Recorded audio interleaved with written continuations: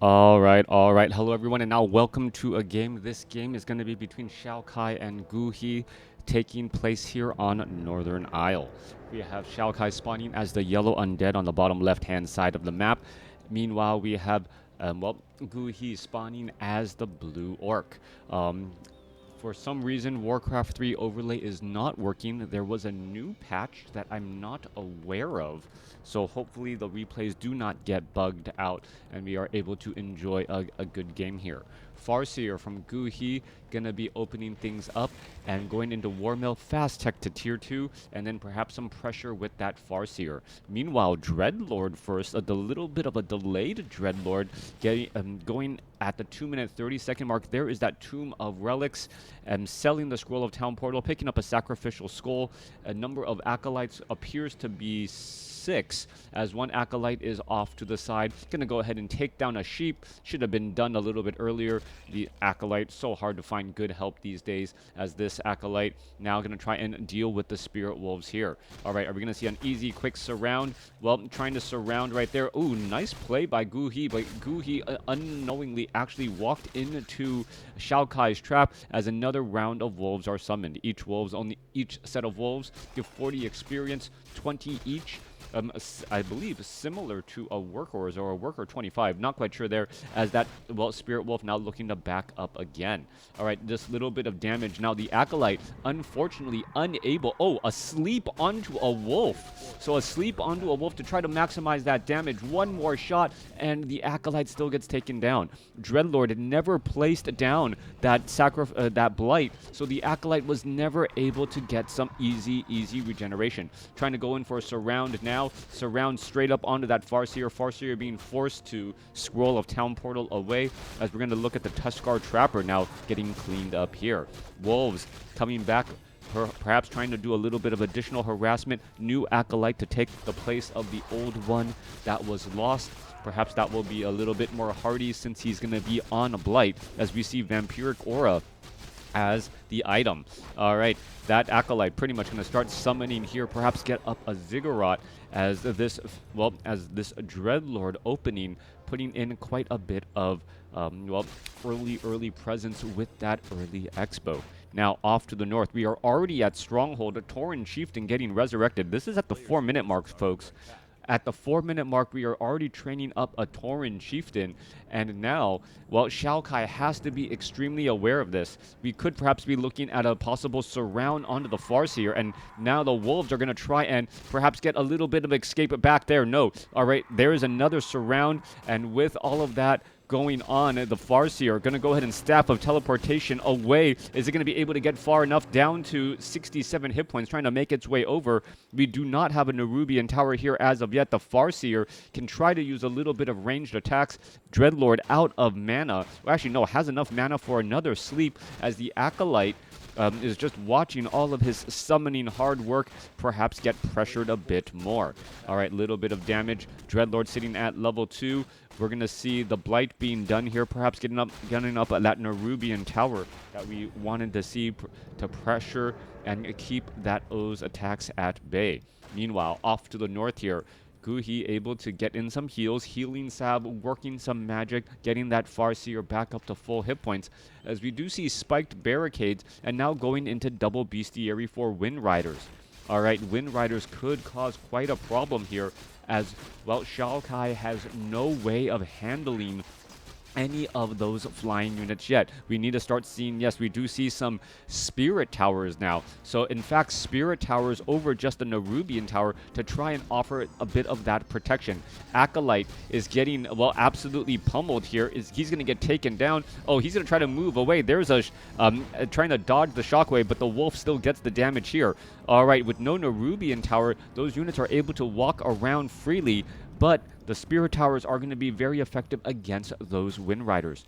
Dreadlord going to go ahead, try to clear up some more creep camps, perhaps get to level 3. Meanwhile, Farseer, Tauren Chieftain, and some Spirit Wolves diving into that position. There's another Shockwave.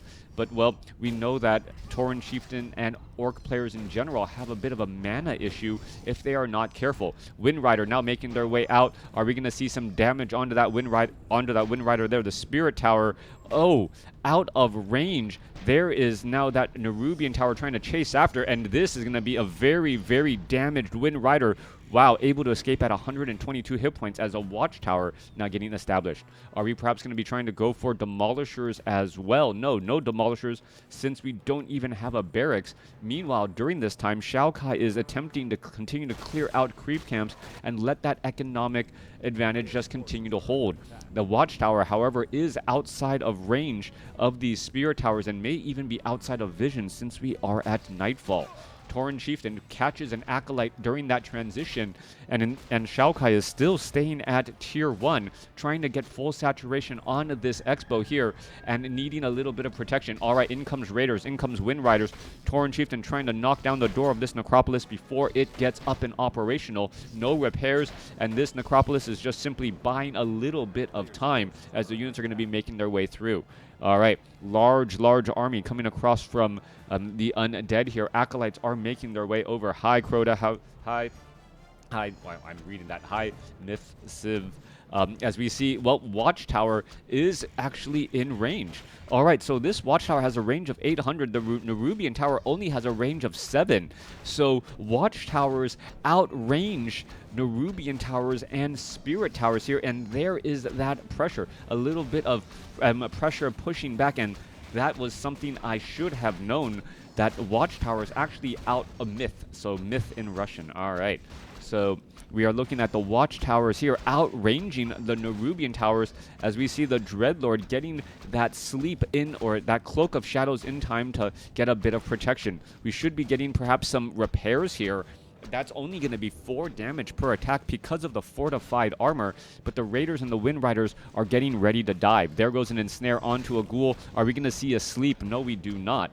I'm doing okay. Can't complain. I could, but I don't want to. I want to look at the glass half full right now. All right, coming through. Ghouls making their way through. And now, another sleep onto the Farseer. It looks like XiaoKai is, or Guhi is not using, not auto-attacking his own Farseer to wake him up. And now we see that the Farseer is going to be in some serious trouble, gets surrounded there. And XiaoKai just continuing to go after these the heroes, the Tauren Chieftain and that Farseer. Ghouls coming off the line now, trying to fight their way through. One ghoul does get taken down. There is another sleep there. Raiders are in front, perhaps actually blocking the path. Tauren Chieftain gets up to level 2. And, well, what is the Tauren Chieftain going to do next? Dreadlord, I believe, used a Wand of Mana Stealing, taking away some of that precious mana here, as we see the Dreadlord with Vampiric Aura trying to fight their way back against some of these Raiders. Wind Riders are still having a pretty free time trying to engage here, as we are looking at level 1 Vampiric Aura. I guess it was level 2 Sleep, as the Raiders are now going to transition back across here. All right, only one of the towers actually in range. This tower perhaps just a little bit too far back, which makes sense, as a barracks is now getting set up by XiaoKai. So XiaoKai trying to set up this, no, Guhi. Do I have my colors wrong? I have my colors wrong. I'm sorry. Guhi trying to set up a barracks here, perhaps get a Demolisher going. XiaoKai now trying to retreat back. No, the colors are right. This is yellow, so that threw me off. All right, names are always in yellow. You got to look at the colors of the units. Yeah, there you go. My colors are fine.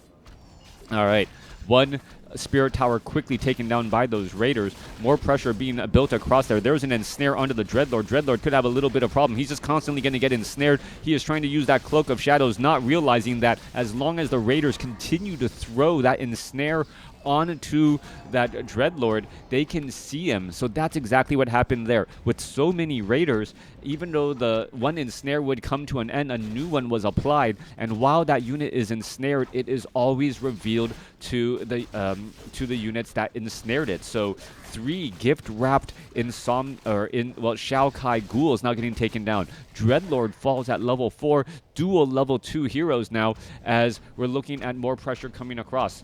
Are we perhaps going to see the Raiders dive in, perhaps take down a Ziggurat or 2? This potentially could be a problem, as the Acolytes are now trying to come across to repair. Wind Rider trying to back away, and is this Nerubian Tower also joining in on the fight as well. All right, trying to take down this this Spirit Tower here. Perhaps a couple more ensnares, trying to just expose more surface area. Meanwhile, the Dreadlord is getting resurrected as we are at tier 2 and now have Gargoyles. Back down to the south, one Spirit Tower is now down. Are we going to see Demolishers? That's what I thought this barracks was here for. Apparently that is not going to be the case, as the Raiders are just tapping here, and the Raiders do in fact have Pillage. So the Raiders with Pillage here early on, able to put in a lot of pressure, and then now this last Spirit Tower could end up having some problems. All right, now trying to go after that Haunted Gold Mine. This location may become NWS if you are not careful, as the Spirit Tower, well, the Haunted Gold Mine going to get finished off, and now the Spirit Tower as well. Getting in a couple last more hits. Tauren Chieftain is sitting at level 3, has that level 2 Shockwave most likely healed up, and now an Expo could be established here by Guhi if he wants to have, well, a fairly well-defended outpost. Top right-hand side of the map shows that we are going into Fortress. Meanwhile, we are also going into Halls of the, or into Black Citadel here, getting up a Slaughterhouse. There's ghouls down on the ground. Tauren Chieftain is already at level 3 though, so level 2 Shockwave could make short work of that swarmy ghoul strategy that is down on the ground. Farseer, however, needs to get to level 3 for that Chain Lightning and to be able to bounce around and then find easy, find a lot of low hit point ghouls to finish off with those Raiders. One Wind Rider, that is it. Scourge Bone Chimes going to get picked up by the Farseer, giving Vampiric Aura a slightly weaker version to that Tauren Chieftain. As the Troll Bat Riders, are they going to suicide in? There's a couple of ensnares. Don't even need to suicide, just bringing them down to the ground. Tauren Chieftain is currently sleeping on the job. No one auto-attacking him. All of those ghouls could get lined up and finished off so quickly. Tauren Chieftain going to try to break free. There's a Staff of Teleportation. Are we going to see a sleep? Yes, we do. That does give temporary invulnerability, as the Tauren Chieftain, as the Farseer is going to wake up here, down to 120, 35 hit points. Scroll of Town Portal used. There's another Shockwave used. Level 4 now on the Tauren Chieftain, and that fight going extremely well for Guhi. Farseer gets up to, is at level 3 now. Scroll of Town Portal right there. Some healing salves going to heal up. We're at 42 supply, going up against, well, 28. Yeah, I do not believe XiaoKai was expecting that level 2 Shockwave to be as effective as it was. But that's what happens when those ghouls try to surround that Farseer. 2 Shockwaves later, and some auto attacks, all those units getting taken out, and now the Tauren Chieftain, the second hero, already at level 4, as we're looking at a Great Hall being established here at the outpost of XiaoKai. Meanwhile, back off to the north here, we're looking at some easy creep camps getting cleared up, or a fairly difficult one. A nice orange creep camp to pick up some good items. It is going to be a Book of the Dead, which could turn the tides in this next push. I do not believe Destroyer form is going to get trained up easily or regularly, because normally you do not have to go Destroyer form early on against Orc. They do not normally have a large amount of, well, things to dispel, as we're going to see XiaoKai, perhaps if he spotted that Book of the Dead, may try and get that Destroyer form going. Death Knight now out onto the battlefield, gift-wrapped, well, Obsidian statue for the Tauren, Chieftain to perhaps Shockwave down, and there it goes.